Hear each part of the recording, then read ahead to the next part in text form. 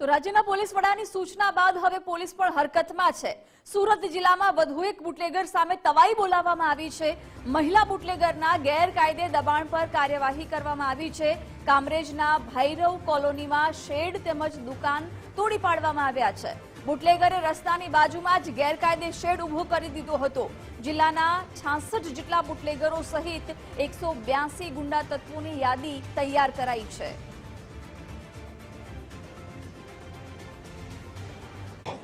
રાજ્યના ડીજીપી વિકાસ સહાય દ્વારા અસામાજિક તત્વો તેમજ બુટલેગરોના નામની યાદી જાહેર બનાવવા માટેના આદેશ છે તે આપવામાં આવ્યા છે। ત્યારબાદ જે સમગ્ર રાજ્યોમાં પોલીસ દ્વારા આવા તત્વો સામે કામગીરી કરવાની જે કાર્યવાહી છે તે ચાલુ કરવામાં આવી રહી છે। ત્યારે દ્રશ્યો જોઈ શકો છો, કામરેજ પોલીસ દ્વારા પણ જે બુટલેગર છે તેમના દ્વારા તાણી દેવામાં આવેલું ગેરકાયદેસર દબાણ છે તે દૂર કરવામાં આવી રહ્યું છે।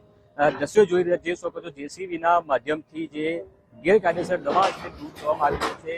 કામરેજની ભૈરવ કોલોની ખાતે જે રહેતી મહિલા બુટલેગર છે તેમના દ્વારા જે આ ગેરકાયદેસર દબાણ છે તે કરવામાં આવ્યું હતું। રસ્તાની બાજુમાં જ શેડ તેમજ દુકાન બનાવવામાં આવી હતી। ત્યારે ગેરકાયદેસર દુકાન જે છે તેને દૂર કરવાની કામગીરી પોલીસ દ્વારા કરવામાં આવી રહી છે। દ્રશ્યો જોઈ શકો છો, કામરેજ પોલીસની ટીમ ઘટના સ્થળે પહોંચી છે અને જે પ્રમાણે મહિલા બુટલેગર છે, મહિલા બુટલેગર દ્વારા ગેરકાયદેસર દબાણ કરવામાં આવ્યું હતું। છેલ્લા ઘણા સમયથી જે આ ગેરકાયદેસર દબાણ છે તે દૂર કરવામાં આવ્યું હતું। ત્યારે જે પ્રમાણે આદેશ આપવામાં આવ્યો છે ડીજીપી દ્વારા, તે આદેશની સૂચના મુજબ પોલીસ દ્વારા આજે ગેરકાયદેસર દબાણ છે દૂર કરવામાં આવી રહ્યું છે। હાલ કામરેજ ગ્રામ પંચાયતની ટીમ તેમજ કામરેજ પોલીસની જે ટીમ છે તે ઘટના સ્થળે પહોંચી છે અને જેસીબીના માધ્યમથી જે તમામ દબાણો છે તે દૂર કરવામાં આવી રહ્યું છે।